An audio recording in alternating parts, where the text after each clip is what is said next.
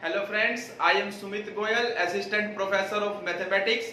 आइए आज हम चल रहे हैं लेक्चर 4 की तरफ, जो कि हमारा टॉपिक है रेंचेस, उसी का ही अगला पार्ट है। और इसमें आज हम करने जा रहे हैं हमारी नेक्स्ट थ्योरम। तो देखिए, ये जो आज हम थ्योरम करने जा रहे हैं, हमारी नेक्स्ट थ्योरम, ये भी मोस्ट इंपोर्टेंट थ्योरम है। और ये जो थ्योरम जो मैंने लेक्चर 3 में आपको एक थ्योरम समझाई थी, उसका उल्टा है। वैसे इसमें वही स्टेप्स यूज होंगे जो हमने उस थ्योरम में यूज किए थे, बस आपको चीजों को समझना है। मैंने सब चीजें जो निकाली थी मैंने सीधा यहाँ पर लिख दी है। अब मैं आपको फिगर से समझाऊंगा। हमें जो काम हमने जो स्टेप्स किए थे वहां पर, यहाँ पर उल्टे स्टेप्स करने हैं। वो चीजों को उल्टे ढंग से लिखना है।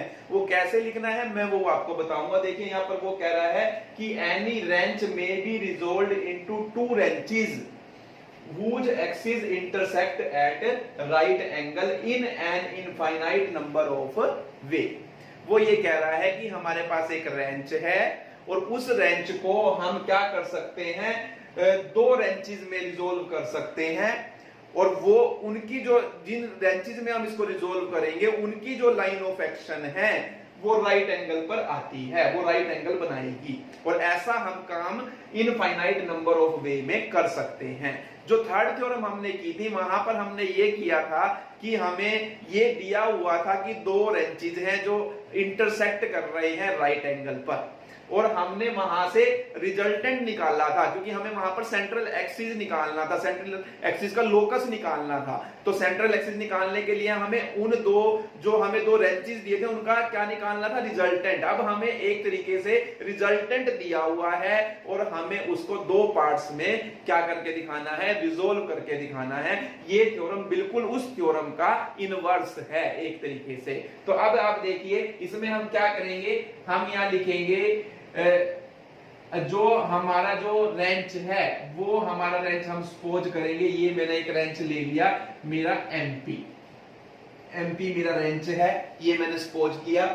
और मैंने क्या किया, अब इस एम से परपेंडिकुलर ड्रॉ किया, एम से मैंने परपेंडिकुलर ड्रॉ किया, और यहां से मैंने एक्स एक्सिस और वाई एक्सिस ड्रॉ किए, इसको ओरिजिन लेकर। ये मैंने एक्स एक्सिस और वाई एक्सिस ड्रॉ किए हैं।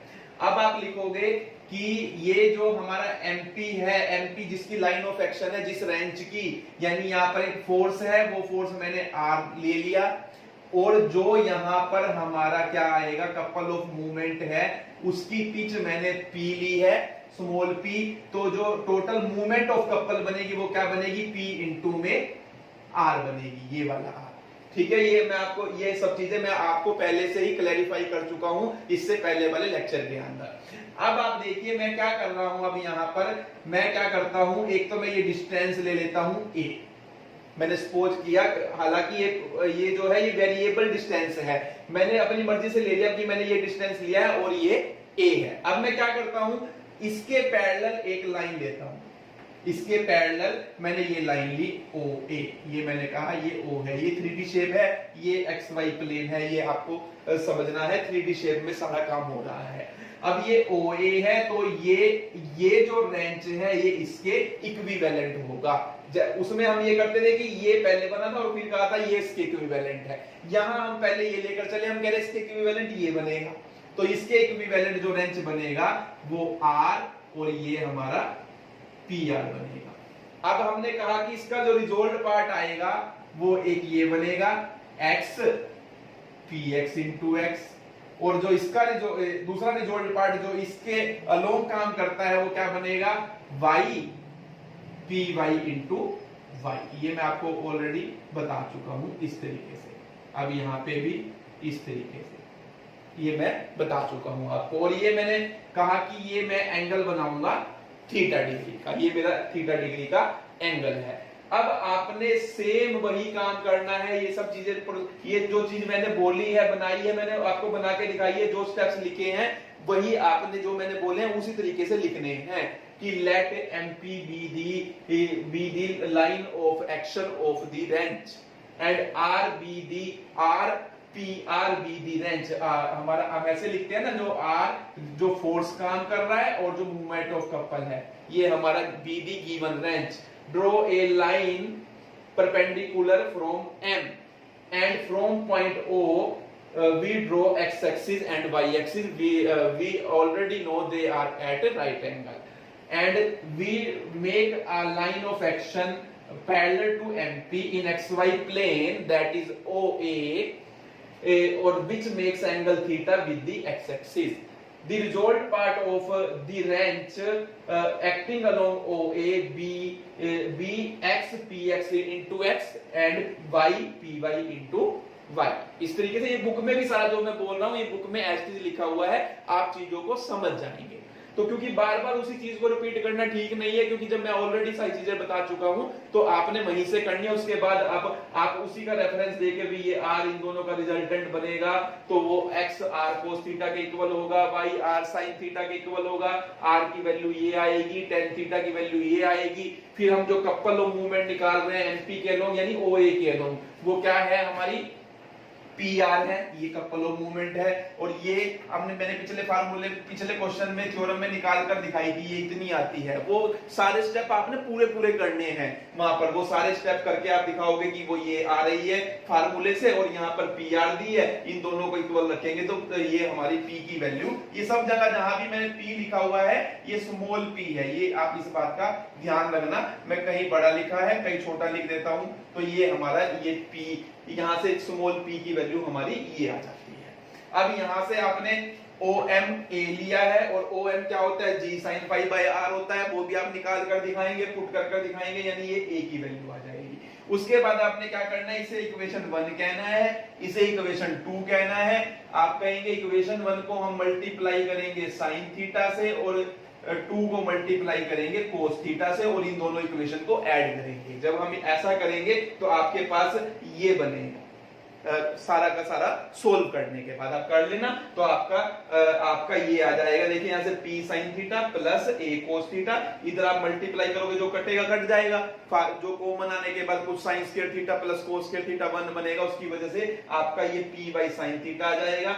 Py की वैल्यू यहां से मैं निकालना चाह रहा हूं, sin थीटा इसके नीचे जाएगा तो sin थीटा से sin थीटा कैंसिल होकर P आ जाएगा, यहाँ A यहाँ cos by sin cot हो जाएगा, यानी हमारी पिच निकल गई। एक्चुअली हम निकालना क्या चाह रहे थे, देखिए आप ये अब आपको ये गिवन है और आप ये चीजें निकालना चाह रहे हैं, यानी मैं ये प्रूव कर रहा हूं कि x y एग्जिस्ट करेंगे और px और py भी एग्जिस्ट करेंगे। तो हमने यहां से ये दिखाया कि देखिए py एग्जिस्ट कर गया इस तरीके से, यहां से x और y भी एग्जिस्ट करेंगे इस तरीके से। तो हमने इस तरीके से फिर मैंने अब क्या किया, मुझे py मेरा एग्जिस्ट कर गया, मुझे px निकालना है, तो मैंने फ्रॉम इक्वेशन 1 px की वैल्यू देखिए यहां से निकालने के लिए px cos स्क्वायर थीटा किसके इक्वल होगा, p minus py sin square theta के इक्वल होगा। py की आपकी ये वैल्यू आई है, मैंने ये वैल्यू यहाँ पर पुट की है, मल्टीप्लाई कर सिंप्लीफाई किया है सारे का सारा, तो आपकी px की वैल्यू आ जाती है। तो अब ये देखिए आपका px एग्जिस्ट कर रहा है, py एग्जिस्ट कर रहा है, x एग्जिस्ट कर रहा है और y एग्जिस्ट कर रहा है। तो जब ये सारे के सारे एग्जिस्ट कर रहे हैं, इट मींस हम ये कह सकते हैं, हम कहेंगे कि जो कोई रेंच है वो 2 रेंचेस में रिजोल्व किया जा सकता है जिसकी line of action right angle पर इंटरसेक्ट करती है। अब साथ में ये भी प्रूव करना है वो in an infinite number of ways में क्यों कर सकता है, क्योंकि A इज आर्बिट्रेरी। आपने जो ये A लिया है, ये यूज किया, ये आर्बिट्रेरी लिया है, ये जो थीटा आपने लिया है ये आर्बिट्रेरी लिया है। तो ये आर्बिट्रेरी होने की वजह से देखिए वैल्यू तो निकलेगी, लेकिन ये सारी की सारी वैल्यू किस पे, px और py की वैल्यू डिपेंड कर रही है a और थीटा पर, और a और थीटा दोनों ही आर्बिट्रेरी है। तो आर्बिट्रेरी मींस ये हुआ कि इनको हम इनफाइनाइट वैल्यू दे सकते हैं। इट मींस px और py भी इनफाइनाइट नंबर ऑफ वे से फाइंड आउट किए जा सकते हैं। इट मींस ये सारी प्रोसेस यानी कि कोई भी रेंच 2 रेंचेस में रिजोल्व हो सकता है जिनकी लाइन ऑफ एक्शन जो है वो राइट एंगल पर क्या कर रही है, एक्ट कर रही है, और ऐसा हम इनफाइनाइट नंबर ऑफ वेज में कर सकते हैं। तो बड़ी सिंपल सी थ्योरम है, जो हमने पिछली थ्योरम की थी बिल्कुल ये उसका इनवर्स है, लेकिन इंपॉर्टेंट थ्योरम है ये हमारी।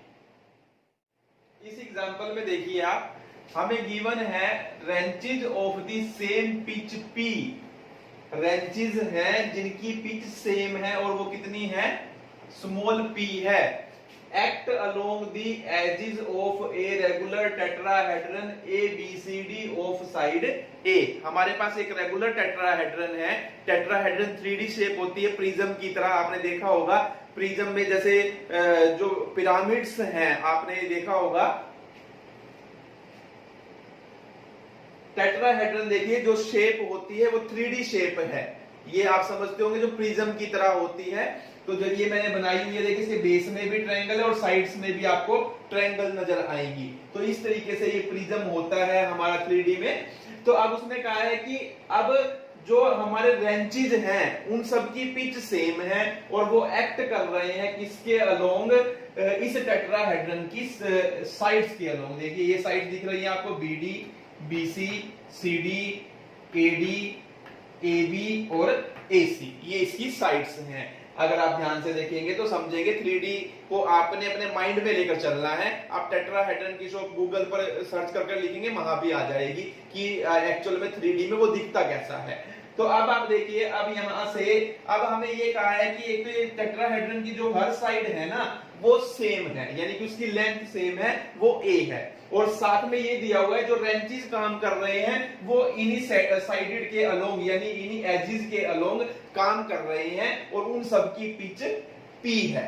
अब आपको ये कहा गया है, if the intensity of the wrenches along AB and DC are the same.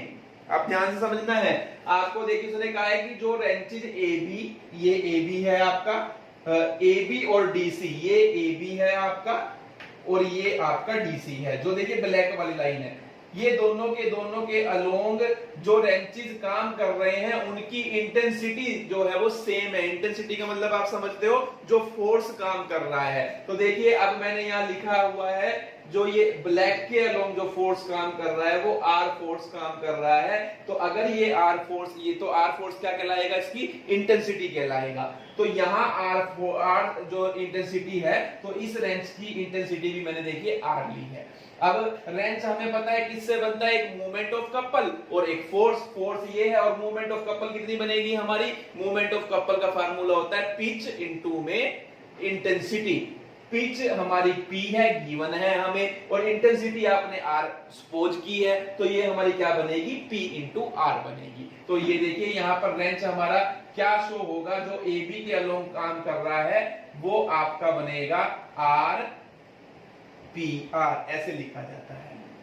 तो ये R P R हमारा रेंच AB के अलोंग काम कर रहा है और सेम जो हमारा रेंच है वो CD या DC के अलोंग काम कर रहा है। अब दूसरा उसने कहा है also those along BC and DA, यानी BC और DA वाले, देखिए अब BC जो रेड वाले से शो किया है, ये BC और ये DA, तो यहां जो रेंच काम कर रहे हैं वो दोनों के दोनों सेम है। तो मैंने यहाँ पे देखिए, यहाँ पर P इंटेंसिटी ली है फोर्स की, यहाँ भी मैंने P ली है, और यहाँ पर हमारा जो मूवमेंट ऑफ कपल बनेगी वो क्या बनेगी, पिच। पिच क्योंकि सबकी हमें दी हुई है स्मॉल p है, पिच इनटू में इंटेंसिटी, इंटेंसिटी आपकी ये कैपिटल P है, तो ये PP, ये PP, यानी कि हमारा ये बना P और ये P इंटू P। अब इसी तरीके से अब जो ग्रीन वालों को देखिए, उसने कहा है कि जो DB और CA, जानबूझकर मैंने कलर अलग अलग कर दिए, जो कलर आपको सेम दिखाई दे रहे हैं, यानी उनके अलोंग जो रेंचेस काम कर रहे हैं वो सेम हैं। तो वो ये देखिए यहाँ पर जो रेंच काम कर रहे हैं, यहाँ पर Q इंटेंसिटी ली गई है फोर्स की, और जो हमारी मूवमेंट ऑफ कपल बनेगी वो क्या बनेगी, PQ बनेगी। तो ये हमें गिवन है कि एक तो हमारा रेगुलर टेट्राहेड्रन है, साइड जो है वो A है, तो ये हम लिखेंगे सॉल्यूशन में, side of tetrahedron is equal to A। आपको ये गिवन है पिच ऑफ ईच रेंच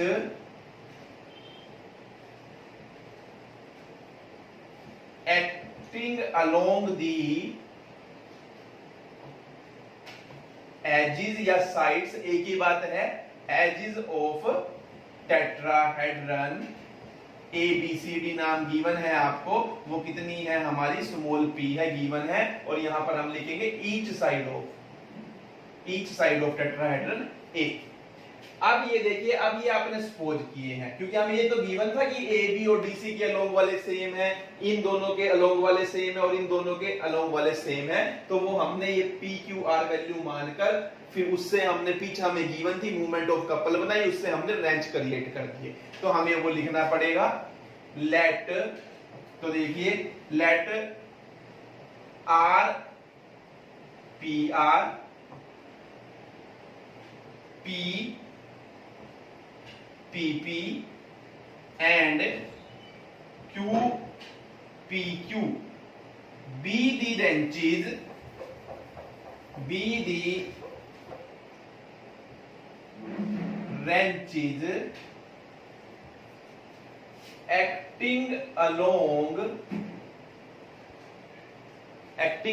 आप देखिए RPR वाला कौन सा रेंच है, ये वाला acting along AB and DC, acting along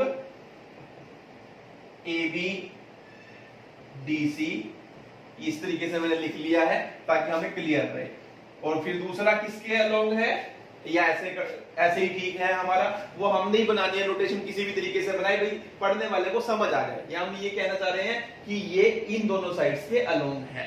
और PP वाला, ये वाला BC और AD, तो BC DA ये लिखा हुआ है एंड DB CA रिस्पेक्टिवली। तो हमने ये बताया कि इन दोनों साइड्स के अलोंग ये रेंज काम कर रहा है, इन दोनों के अलोंग ये काम कर रहा है और इन दोनों के अलोंग ये काम कर रहा है। अब कुछ चीजों की हमें जरूरत पड़ेगी आगे बढ़ने के लिए। अब आप देखिए, अब यहां से आप देखिए F जो है वो मिड, अब हम सिर्फ इसके लिए काम कर रहे हैं P वाले के लिए। P जिधर हमारा जो ये रेंज है ये वाला PP रेंज किसके अलोंग एक्ट कर रहा है, BC के अलोंग और AD के अलोंग। तो सिर्फ मैं इसका निकालूंगा, एक का जो चीज मैं निकालना चाह रहा हूं, और औरों का हम सिमिलरली करके लिख देंगे क्योंकि सेम प्रोसेस से निकलेगा। तो अब आप देखिए, taking the wrench PP acting along the sides BC and DA, तो ये इसके अलोंग एक्ट कर रहा है। अब देखिए मैं क्या कर रहा हूं, जो ये AD है और ये BC है, ये आपस में क्या है, ये परपेंडिकुलर लाइन है। Now BC and AD are perpendicular lines. ये प्रॉपर्टी होती है टेट्राहेड्रन की, जो अपोजिट साइड्स होगी, देखिए ये नीचे वाली साइड और उसके सामने ये अपोजिट साइड है, ये आपस में एक दूसरे के ऊपर परपेंडिकुलर होती है, ये आपको ध्यान रखना है। इसी तरीके से इसके ऊपर ये परपेंडिकुलर होगी, ब्लैक वाली के ऊपर ये ब्लैक वाली परपेंडिकुलर होगी। आप जब शेप देखेंगे इसकी गूगल में तो आपको सब कुछ क्लियर 360 डिग्री का व्यू भी आजकल तो नजर आता है, वो घुमा के दिखाते हैं, वहां से भी आप देख सकते हैं। तो ये BC and AD are perpendicular lines हैं, ये आपने एक तो ध्यान रखना है, यानी कि BC के ऊपर ये AD हमारी क्या है, परपेंडिकुलर है। अब देखिए, अब यहां पर मैं इन दोनों के बीच में BC और AD के बीच में शॉर्टेस्ट डिस्टेंस निकालना चाहता हूं। वो शॉर्टेस्ट डिस्टेंस कैसे निकलेगा कि मैं AD का भी क्या ले लूं, मिडल पॉइंट ले लूं, और BC का भी मिड पॉइंट ले लूं और उन दोनों को मिला दूं, ज्वाइन कर दूं। तो देखिए मैं ये AD का मिड पॉइंट मैंने F लिया है ये, और ये मैंने E मिड पॉइंट लिया है BC का। तो हम यहां लिखेंगे late E be the midpoint of BC and F be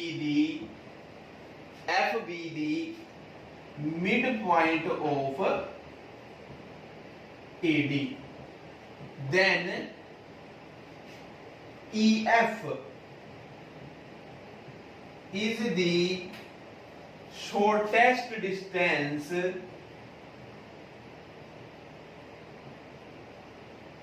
between BC and AD कहिए या डीए कहिए, एक ही बात है, इससे कोई फर्क नहीं पड़ता। तो इन्होंने जैसे डीए लिखी है तो हम भी डीए लिख ले तो थोड़ा ठीक रहेगा, तो हम डीए लिख लेते हैं क्योंकि ये बार बार डीए वर्ड का यूज करता है। जैसा उसने कहा है उसके मुताबिक ही चलना चाहिए। अब आप देखिए, अब यहाँ पर EF हमारा इन दोनों के बीच का शॉर्टेस्ट डिस्टेंस बना। अब EF शॉर्टेस्ट डिस्टेंस बना, अब मैं इसकी वैल्यू निकालना चाहता हूं, ये EF शॉर्टेस्ट डिस्टेंस है कितना। अब उसके लिए आप देखिए, अब आप पहले आइए इस ट्रायंगल के अंदर ABE, ये राइट एंगल ट्रायंगल है, आपको क्लियर दिख रही होगी, ये तो सामने ही दिख रही है आपको। ABE is right angle triangle. तो in triangle, in right angle triangle ABE, यहां से देखिए मैं क्या निकालना चाह रहा हूं, ABE से, क्योंकि मुझे साइड पता है AB का, AB कितनी है, A है, तो उससे मुझे बहुत फायदा होगा AE निकालने से। अब देखिए मैं AE निकालना चाहता हूं, AB मुझे पता है, तो AE अपॉन में AB किसके इक्वल बनेगी, क्योंकि ये राइट एंगल ट्रायंगल बन रही है AB, तो ये AE आपका क्या चीज है, ये देखिए 90 डिग्री का एंगल है, तो अब ये आपका हाइपोटेनस है और ये आपका क्या है, परपेंडिकुलर, यानी परपेंडिकुलर ओवर में हाइपोटेनस यानी साइन ऑफ द एंगल। और एंगल कितना होता है टेट्राहेड्रन में, हर एक जितनी भी ट्रायंगल्स बनेगी इस टाइप से 60 डिग्री होता है, ये ज्योमेट्रिकल प्रॉपर्टी है टेट्राहेड्रन की। तो अब यहां से यानी कि आपका AE किसके इक्वल आ जाएगा, AE equal to AB sin 60, ये आपका आ जाएगा AB sin 60, और AB कितना है, स्मॉल a है, ये गिवन है, हर जो एजेस है, हर साइड है वो a है, तो वो a आ गया स्मॉल a, और sin 60 की वैल्यू √3/2 होती है, यानी आपका ये बन गया √3a/2। अब आप देखिए इस ट्रायंगल के अंदर AFE या AEF कह लीजिए, AFE कह लीजिए, या ये देखिए ये 3D में है क्योंकि ये AFE ये मैंने मिलाई हुई है, अगर आप देखेंगे ध्यान से तो आप देखिए इन राइट एंगल ट्रायंगल AFE क्या होगा, ये राइट एंगल जो ट्रायंगल ये एंगल बनेगा 90 डिग्री का, ये बनेगा, तो यहां पर AE का स्क्वायर किसके इक्वल होगा, AF का स्क्वायर प्लस FE का स्क्वायर, FE का स्क्वायर, FE का स्क्वायर आप निकालना चाह रहे हैं, ये ध्यान रखना है। तो FE का स्क्वायर जो है वो इक्वल आएगा किसके, AE के स्क्वायर माइनस AF के स्क्वायर के। अब AE आपने यहां से निकाला है, √3a/2 है, इसका स्क्वायर हो जाएगा, माइनस AF देखिए F क्या है, इस लाइन का मिडल पॉइंट है, और ये पूरी कितनी है, A है, क्योंकि हर साइड A है, तो वो हाफ उसका कितना होगा, a/2 होगा, तो ये a/2 का स्क्वायर हो जाएगा। अब ये कितना बना देखिए, ये बना आपका 3a²/4, मैं इसको ही रख करके लिख रहा हूं, तो ये आपका बनेगा 3a²/4, और ये हमारा बनेगा a²/4, ये आपका a²/4, यानी टोटल बन जाएगा, एलसीएम लेंगे 4 ही आएगा, 3a² - a², 2a²/4, 2 2 जा 4, यानी कि a²/2, यानी कि आपकी FE की जो वैल्यू आएगी वो मैं अगर यहाँ लिखूं तो FE की वैल्यू जो आएगी वो कितनी आएगी हमारी, a/√2 आएगी, यानी कि इस लाइन के और इस लाइन के बीच में जो शॉर्टेस्ट डिस्टेंस था वो FE था, और वो FE किसके इक्वल आया है, a/√2 के इक्वल आया है। तो ये हमने निकाला है यहां से, क्योंकि इसकी हमें अभी जरूरत पड़ेगी, तो इस चीज का मैं यूज करूंगा कहीं ना कहीं पे। तो इतना आपको पहले समझना है कि हम यहाँ पर ये चीजें निकाल रहे हैं, क्योंकि इनकी हमें आगे जरूरत पड़ने वाली है, तो हम इसी के अलोंग अभी हम काम कर रहे हैं। तो ये हमने कहा कि इन दोनों के बीच में जो रेड वाली लाइंस है, इनके अलोंग जो रेंचेस काम कर रहे थे वो सेम थे, तो हमने यहां से उनके बीच का शॉर्टेस्ट डिस्टेंस निकाला है। उसके लिए हमने ज्योमेट्रिकल प्रॉपर्टीज का यूज की है टेट्राहेड्रन की, और वहां से कुछ हमने जो बेसिक्स यूज किए हैं ट्रिग्नोमेट्री के, जो हमें ऑलरेडी पहले पता है, लोअर क्लासेस से हम सीख कर आए हैं, और वहां से हमारा जो इनके बीच का शॉर्टेस्ट डिस्टेंस आया है वो a/√2 आया है। अब आप देखिए, अब मैं निकालने लगा हूं, देखिए जो इन दोनों का रिजल्टेंट रेंज बनेगा। अब आप देखिए, as P P P and P P P are the wrenches acting along BC and DA, suppose R1K1 be the resultant wrench of these two wrenches, कि ये दो रेंचेस का जो रिजल्टेंट है वो मैंने मान लिया वो R1K1 है।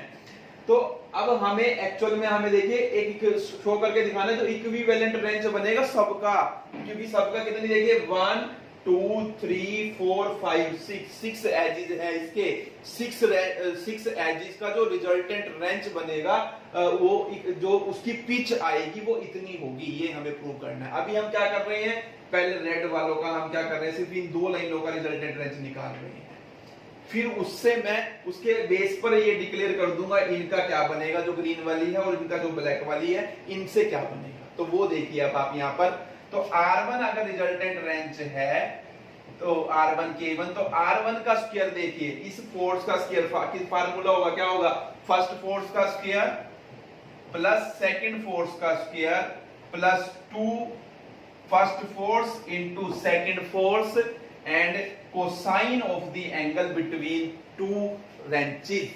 तो अब कोसाइन ऑफ द एंगल ये इसके ऊपर क्या है, परपेंडिकुलर है, तो यहाँ क्या आ जाएगा cos π/2 आ जाएगा। ये p² plus p² equal to आपका आ गया 2p², और यहाँ पर cos 90 की वैल्यू 0 होती है, ये पोर्शन 0 हो गया। इट मींस यहाँ से आपका आया है R1 का square is equal to 2p², this implies R1 is equal to √2p, ये हमारा यहाँ से आया है।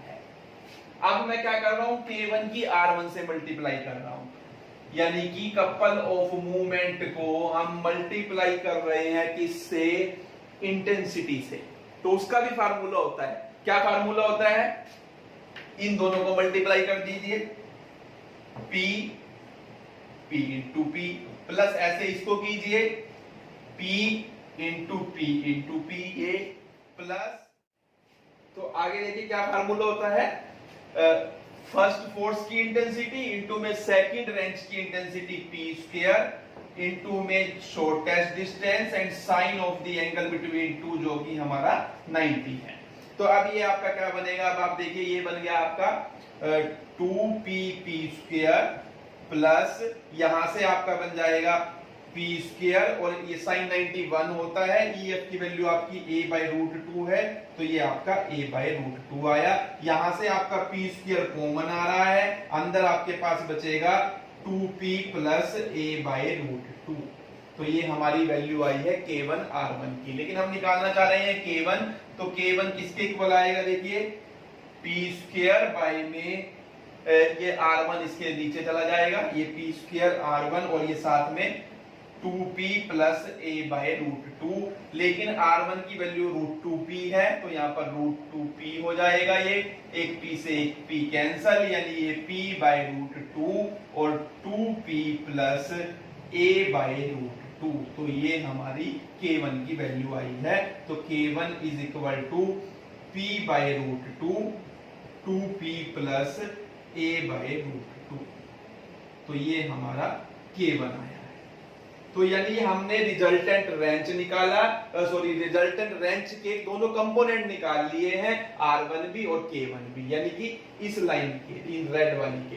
अब देखिए सिमिलरली हम ये कह सकते हैं जो ये ग्रीन वाली के हैं, इससे क्या बनेंगे Q वाले, तो आप लिखेंगे लेट, वो आपने लिखना है, मैं सिर्फ बोल रहा हूं, late R2K2 be the resultant wrench of the wrenches acting along BD ये और CA, ये रहा आपका DB and CA, and this will be accordingly with the same process as mentioned in above case will be, तो वो क्या होगा हमारा, वहां से R2 की वैल्यू जो होगी वो कितनी आएगी, √2q आएगी, और K2 की वैल्यू जो आएगी वो कितनी आएगी, q/√2, और यहां पर 2p + a/√2, यानी जहां p था आपका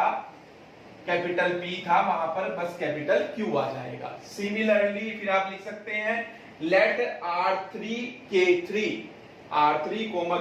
be the resultant wrench of the wrenches acting along the lines AB, जो AB के along है, and DC, and this will be accordingly with the same process mentioned above will be R3 = आपका हो जाएगा √2R, और ये आपका K3 हो जाएगा R कितना हो जाएगा आपका, R/√2 2p + a/√2, तो ये हमारी ये आ जाएगा। यानी कि देखिए इन दोनों का रिजल्टेंट रेंज निकाला, ग्रीन वाली दोनों लाइन का रिजल्टेंट रेंज निकाला, और इनका रिजल्टेंट रेंज निकाला। अब मैं क्या करूंगा, जो ये रिजल्टेंट रेंज आए हैं 3 आए हैं, यानी 6 से मैं 3 पर ले आया, 6 रेंचेस थे 6 साइड्स के अलोंग, उनको मैं 3 पर ले आया, 3 रेंचेस निकाले मैंने। अब इन तीनों का रिजल्टेंट लूंगा मैं, तो अब इन तीनों का जो रिजल्टेंट होगा वो क्या होगा, वो मैं लिख रहा हूं, उसके लिए मैं ये रब कर रहा हूं, बाकी चीजें लिखी रहेगी। देखिए R2 R3 ये भी मैं लिख देता हूं यहां पर, ताकि मुझे यहां पर आपकी R1 की वैल्यू जो आई थी वो आई थी √2p, और K1 की आपकी वैल्यू आई थी p/√2 2p + a/√2, ये आपकी इसकी वैल्यू है। अब मैं क्या करूंगा, इनका मैं रिजल्टेंट रेंज ले रहा हूं अब इन तीनों का, तो क्योंकि मुझे इक्विवेलेंट रेंज पर पहुंचना है। इक्विवेलेंट रेंज का यहां मतलब ये है कि इन 6 एजेस के अलोंग रेंचेस दिए हुए थे, उनका रिजल्टेंट रेंज की जो पिच है वो इतनी होगी, ये हमें प्रूव करना है। तो देखिए वो कितनी होगी, तो उसके लिए अब हम आगे बढ़ रहे हैं। इतना आपको यहां तक समझ आ गया होगा ये स्टेप। अब हम बढ़ते हैं अगले स्टेप की। अब आप देखिए हमने ये तो निकाल लिया कि ये हमारा रेंज, रिजल्टेंट रेंज आया है इस लाइन का और इस लाइन का। अब ये किस लाइन के अलोंग एक्ट करेगा, तो ये भी प्रॉपर्टी है कि टेट्राहेड्रन की, जो ये शॉर्टेस्ट डिस्टेंस हमने निकाला था, इस शॉर्टेस्ट डिस्टेंस के अलोंग ये रिजल्टेंट रेंज एक्ट करेगा। इसी तरीके से इसका और इसका, ग्रीन वाली जो साइड्स है, इनका जो शॉर्टेस्ट डिस्टेंस होगा, यानी कि जो परपेंडिकुलर लाइन अगर मैं ड्रा करूं तो वो ये बनेगी, ये देखिए इस तरीके से, अगर आप कंफ्यूज ना हो तो इसी तरीके से ब्लैक वालों की बनेगी, ये इस तरीके से। और ये तीनों की तीनों लाइनें देखिए, ये जो अब आपको नजर आ रही है, आप अगर कंफ्यूज नहीं हो रहे हैं तो एक ये और एक ये आपस में म्यूचुअली परपेंडिकुलर होंगी और कनकरेंट भी होगी, यानी कि ये एक ही पॉइंट से गुजरेगी। हालांकि मैं नहीं आपको दिखा पाया, ये अलग पॉइंट आ रहा है, ये एक ही पॉइंट से गुजरेगी। कहने का मीन्स ये है, यहाँ पर वो सही शेप नहीं बन पाई है, वो सब 3D चीजें हैं, क्योंकि वो हम इमेजिन कर सकते हैं, आप अपने माइंड में ही देख सकते हैं। नेट पर देखिए, नेट में आप देखेंगे कि वो अंदर से कैसा होता है। आजकल तो 360 डिग्री के जो हमारे कैमरा है वो आ रहे हैं, तो वहां से मुझे लगता है आपको मिल जाएगी कि टेट्राहेड्रन की शेप कैसी होती है, और आप समझ पाएंगे कि मैं इन चीजों को क्या कहना चाह रहा हूं। तो अब यहां पर देखिए, तो जो रिजल्टेंट आएगा, अब इन तीनों लाइंस का रिजल्टेंट हम निकालना चाह रहे हैं, यानी कहने का मींस ये है। हालांकि इसका इस बात से कोई संबंध नहीं है लिखने में, आप लिखना चाहे तो लिख सकते हैं इस चीज को, नहीं लिखना चाहे तो छोड़ भी सकते हैं, क्योंकि हमें पिच प्रूव करनी है कि वो ये आएगी। अब आप देखिए, late R' K' be the resultant range of wrenches R1 K1, R2 K2 and R3 K3। Then जो R' होगा वो किसके इक्वल होगा, ये अभी हमने जब थ्योरम की थी लेक्चर 3 में, वहां प्रूव किया था आपने कि resultant wrench is equal to x का स्क्वायर प्लस y का स्क्वायर रूट। वही बात यहाँ है, वहां ये R1 का स्क्वायर प्लस R2 का स्क्वायर प्लस R3 का स्क्वायर और इसका स्क्वायर रूट के इक्वल होगा। सिमिलरली ये भी मोमेंट ऑफ कपल है जो वो भी एक तरह से फोर्स ही है, तो इन तीनों का जो रिजल्टेंट होगा यानी K डैश होगा वो किसके इक्वल होगा, K1 का स्क्वायर प्लस K2 का स्क्वायर प्लस K3 का स्क्वायर और इसका स्क्वायर रूट। अब ये कितना आएगा, सबकी वैल्यू आपके पास है, देखिए रूट 2p का स्क्वायर करेंगे तो ये आपका क्या बनेगा 2p स्क्वायर, ये बनेगा आपका 2q स्क्वायर, ये बनेगा आपका 2r स्क्वायर और इसका स्क्वायर रूट यानी रूट 2 और ये आपका बनेगा p square plus q square plus r square का स्क्वायर रूट। ये आपका आया है resultant range of these three ranches or we can say the resultant of all the six wrenches acting along the edges of the tetrahedron। अब यहाँ से जो resultant couple आया है वो कितना आएगा, देखिए अब आप यहाँ से आपका ये था, देखिए p बाई रूट 2 का स्क्वायर आप करोगे तो क्या बनेगा, ये हमारा बनेगा p स्क्वायर बाई 2 और 2p plus a by root 2 इसकी स्क्वायर प्लस यहां से करेंगे तो आपका बनेगा q स्क्वायर बाई 2 और फिर अंदर फिर again 2p plus a by root 2 की स्क्वायर, ये इसी के अंदर चल रहा है, प्लस फिर यहां से आएगा r स्क्वायर बाई 2 और 2p plus a by root 2 की whole square. This is equal to, ये देखिए स्क्वायर रूट के अंदर ही ये चीज और ये चीज कॉमन है और 2p plus a by root 2 की स्क्वायर कॉमन आ जाएगी हमारी स्क्वायर रूट के अंदर और अंदर बचेगा आपके पास p square by 2 plus q square by 2 plus r square by 2, यानी कि जब मैं इसका एलसीएम लूंगा तो ये आपका ये बन जाएगा और इस पूरे का स्क्वायर रूट, तो ये हमारा बनेगा, देखिए यहाँ तो स्क्वायर से स्क्वायर रूट कैंसिल हो जाएगा यानी 2p plus a by root 2 आपका आ जाएगा और यहाँ से आपका आएगा root p square plus q square plus r square और बाई में रूट 2। तो ये हमारा आया है k डैश और पिच निकालने का हमारा फार्मूला होता है, पिच निकालने का फार्मूला होगा k डैश बाई में r डैश यानी कि k डैश बाई में r डैश। तो ये फार्मूला है हमारा पिच निकालने का रिजल्टेंट रेंज की, k डैश की वैल्यू आपकी ये आई है 2p plus a by root 2 और साथ में root p square plus q square plus r square by में रूट इनटू में रूट 2 भी है, k डैश की वैल्यू निकालना है सॉरी, तो बाई में रूट 2 भी है और यहां से आपकी आई है रूट 2 और ये root p square plus q square plus r square.